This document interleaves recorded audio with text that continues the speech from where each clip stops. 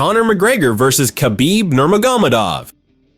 This was the biggest fight in UFC history. The promotion made bank. Pay-per-view records were shattered. But for Dana White, UFC 229 ended not in victory laps, but full-blown damage control. The buildup was already dangerously close to boiling over. Conor hurled insults, country-based slurs, and a dolly through a bus window during fight week. Khabib stayed stoic, but made it clear this was personal. The fight itself went as scripted. 4 rounds of Khabib dominance, ending in a submission. But what happened after the tap turned the arena into a war zone. Khabib leapt over the cage and attacked Conor's corner. Conor threw punches inside the octagon. Security flooded the arena. Fans were in shock, and Dana White was caught on camera looking like a man trying to prevent a riot with duct tape. At the post-fight press conference, Dana didn't gloat about record sales. He looked sick, not mad, not smug, just deflated. "This is not what a mixed martial arts event is supposed to be," he said. He talked about the Nevada Athletic Commission, how the governor of Nevada ran out of the building, how everything had gone perfectly until it didn't. Dana was a promoter watching his product burn down live on cable. But let's be honest, part of Dana had to know this chaos came gift wrapped in views. UFC 229 didn't just make history, it became history. It was the biggest post-fight mess since what the hell was that? Became a brand asset. Dana didn't exactly go out of his way to bury talk of a rematch. He acknowledged both Conor and Khabib wanted it and noted the sheer revenue potential. The truth is, UFC 229 created a brand-defining moment that Dana profited from, even if he publicly distanced himself from the post-fight carnage. There are fights that disappoint, there are fights that flop, and then there are fights so chaotic they break the illusion. UFC 229 wasn't just a fight Dana might not have wanted again. It was a reminder that sometimes the best promotion is the kind you pretend to hate.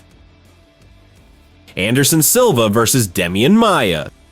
This was supposed to be a milestone, UFC's debut in Abu Dhabi, a glamorous international card, royalty in the front row, and Anderson Silva, the most gifted striker in MMA history, headlining the event. Instead, Dana White got a bizarre 5-round staring contest that left him boiling mad and skipping the post-fight ceremony for the first time ever. Silva toyed with Damian Maia for 2 rounds, then coasted. He danced, he taunted, he landed a few shots, but mostly just refused to engage. By round 5, even the crowd, Abu Dhabi dignitaries included, was booing and chanting for Maia. Referee Dan Miragliotta literally gave Silva a timidity warning. Let that sink in. Anderson Silva, the Matrix in gloves, got told to stop clowning or do something. Dana didn't wait for the scorecards. He stormed off, didn't wrap the belt around Anderson's waist, and later told media it was the most embarrassing moment of his UFC presidency. He ran around like a jackass, Dana said. Even worse, this wasn't just any card. This was their first ever show in the Middle East, broadcast globally and designed to impress sheikhs and billion-dollar business partners. Instead, Dana had to explain why his golden boy looked like he was auditioning for a prank show. The fallout? The long-hyped super fight between GSP and Silva? Canceled. Instead, Dana fed Silva to Chael Sonnen, hoping the American gangster would force him into an actual fight. Silva's legacy recovered, but UFC 112 left a scar on Dana's promotional pride and probably cost him a few deals over fancy brunch.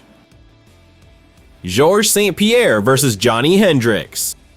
There are post-fight press conferences, and then there's Dana White at UFC 167, a man so livid he practically turned into a human pressure cooker. GSP had just defended his welterweight title in a razor-close split decision against Johny Hendricks, but to Dana, it wasn't even close. Hendricks won, period. According to Dana, when the judges read their cards, White didn't wait long to go nuclear. "I'm blown away that St-Pierre won that fight," he said. "Does anybody here think Johny Hendricks didn't win the fight?" What made it worse? GSP, battered and bruised, used his post-fight interview to announce he was taking an indefinite leave of absence from the sport. That's when Dana exploded. He accused GSP of abandoning the division, of ducking the rematch, of robbing Johny Hendricks. It wasn't just frustration, it was personal. White accused the Nevada Athletic Commission of being incompetent, said the fight nearly gave him a heart attack, and looked like he was about to blow a gasket on live TV. Behind the scenes, things got even weirder. GSP later claimed claimed that while he was in the shower, someone from the UFC took his belt before he could appear at the press conference. He left the arena without it. The drama was thick, and so was the resentment. For Dana, UFC 167 was supposed to be another legacy chapter for his biggest Canadian star. Instead, it turned into a judging disaster, a PR nightmare, and the start of a weird Cold War between the UFC and one of its most iconic champions. Eventually, Dana cooled off, but for one night in Vegas, it felt like the whole sport was about to combust.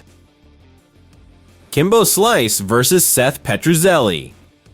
Let's take a quick trip back to 2008 when the MMA boom was in full swing and every TV executive with a pulse was trying to cash in. Elite XC struck gold with their secret weapon, Kimbo Slice, a backyard brawler turned internet legend turned primetime destroyer. Problem was, Dana White hated the whole thing, not because he had anything against Kimbo personally, but because the whole Elite XC circus threatened to make the sport look like pro wrestling with bad lighting. And when Seth Petruzelli knocked out Kimbo in 14 seconds on live network TV, Dana hit the roof. Even worse, Petruzelli claimed after the fight that Elite to See offered him extra money to keep the fight standing. That's not just sketchy, that's potentially criminal. Dana didn't just go on a rant, he went on a full-scale scorched earth media tour, torching Elite XC, the promoters, the networks, and anyone who so much as looked at Kimbo funny. This is expletive illegal. He shouted in one infamous interview, "You've got these guys trying to take a piece of the pie, and they don't care if they destroy the whole sport." And here's the kicker, Dana was right. The Florida State Athletic Commission investigated. Elite XC crumbled, and Kimbo would eventually find his way to the UFC anyway. Dana might have hated the way that fight came together, but he loved what happened afterward. A rival promotion collapsed under the weight of its own hype, and the UFC's stranglehold on the industry only tightened. Sometimes the fights Dana hates are the ones that help him most. Chuck Liddell versus Tito Ortiz. This one was personal. It wasn't just about matchmaking or rival promotions. It was about Dana White watching a friend get wheeled back into the fire by the very people he'd spent years shielding him from. In 2018, Oscar De La Hoya's Golden Boy MMA promoted a third fight between Chuck Liddell and Tito Ortiz. Liddell hadn't fought in 8 years. He was 48. Dana had forced Chuck into retirement for a reason. He cared about him. Seeing him come back against Tito in what looked like a slow-motion sparring session with consequences made Dana furious. Then there were the insults. Oscar called Dana greedy. Tito accused him of underpaying fighters. Dana responded the only way he knows how, with a flamethrower and a mic. On the UFC Unfiltered podcast, he lit Oscar up. "That cokehead junkie has no idea what he's doing," he said. "Chuck made more money not fighting for me than he did fighting for that clown." Dana used every platform, ESPN, UFC Press, TMZ, to bury the event. He even called out the commission that sanctioned the fight. The fact that anybody gave Chuck a license to fight is disgusting. He said, "Chuck got KO'd in the first round. It was sad. It was ugly. And it proved Dana's point. This wasn't just a fight he didn't want. It was a fight he tried to prevent for the sake of one of his closest allies in the sport." In the end, Dana got no joy out of being right, but it didn't stop him from saying "I told you so" in about 17 different interviews. John Fitch versus Josh Burkman. If there's one thing that gets Dana White's blood boiling faster than bad matchmaking, it's bad refereeing. And no one summoned that rage quite like Steve Mazzagatti. By 2013, Mazzagatti had already become a recurring character in Dana's Fury diaries. But nothing compared to what happened at World Series of Fighting 3, a promotion Dana didn't even run. It featured John Fitch taking on Josh Burkman in a high-stakes welterweight main event. And then Burkman choked Fitch unconscious. But that wasn't the issue. The issue was what Mazzagatti did, or rather didn't, do. As Fitch lay limp on the mat, arms splayed out, eyes closed, Mazzagatti just stood there, like he was waiting for a pizza delivery. Burkman actually let go of the choke and stood up on his own before the ref figured it out. Dana saw it, and he lost it. He went on a legendary tirade across multiple interviews and press conferences. He might be the nicest guy in the world, Dana said. He might save orphans on weekends, but he sucks at being a referee. Dana mimed what he thought Mazzagatti was doing in that moment. moment, standing there internally reciting a grocery list while John Fitch's brain was being starved of oxygen. The rant lasted nearly 10 minutes. It was performance art, and unlike other meltdowns, this one had real consequences. Later that year, Matsugati would referee his final UFC bout, and within 2 years, he was quietly pulled from major commissions altogether. Say what you want about Dana's volume control, but sometimes yelling gets the job done. Tito Ortiz versus Forrest Griffin.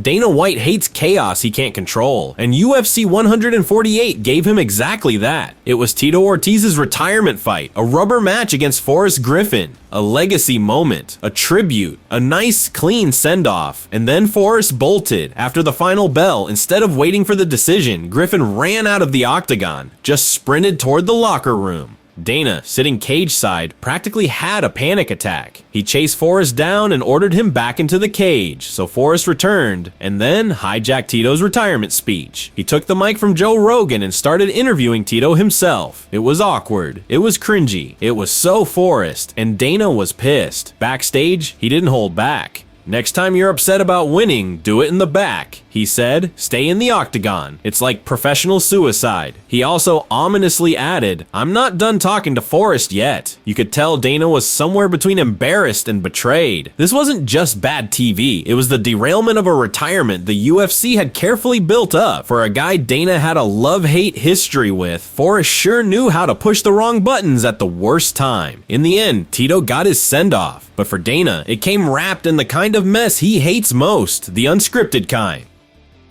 Ricco Rodriguez versus Randy Couture. Before Dana White was torching referees and fighters on TMZ, he was sweating bullets behind the scenes, trying to keep the lights on. UFC 39 was one of those moments. The year was 2002. The UFC wasn't profitable yet. Pay-per-view numbers were middling. Every event felt like financial roulette. So when Ricco Rodriguez, headlining against Randy Couture for the heavyweight title, decided to show up with a massive GoldenPalace.com tattoo plastered across his back, Dana just about had a stroke. It wasn't real ink. It was a temporary tattoo, but that didn't matter to the Mohegan Sun Casino where the event was held. The venue, which had its own gambling operations, wasn't too thrilled about giving free advertising to a competitor. They told Dana the entire event might be canceled. The UFC was one sponsor fail away from imploding. According to Dana, he and Lorenzo Fertitta had to smooth things over, likely with a fat check or some verbal gymnastics, just to keep the card alive. Had the casino pulled the plug, UFC 39 would have been a financial disaster. And the company, it might not have survived. Rodriguez won that night, but the real victory was the event happening at all. Dana never forgot the scare. Years later, he brought it up on a podcast, still sounding half pissed, half traumatized. In a weird twist, Ricco Rodriguez's temporary back tattoo nearly gave birth to Dana White's most permanent meltdown. Georges St-Pierre versus BJ Penn.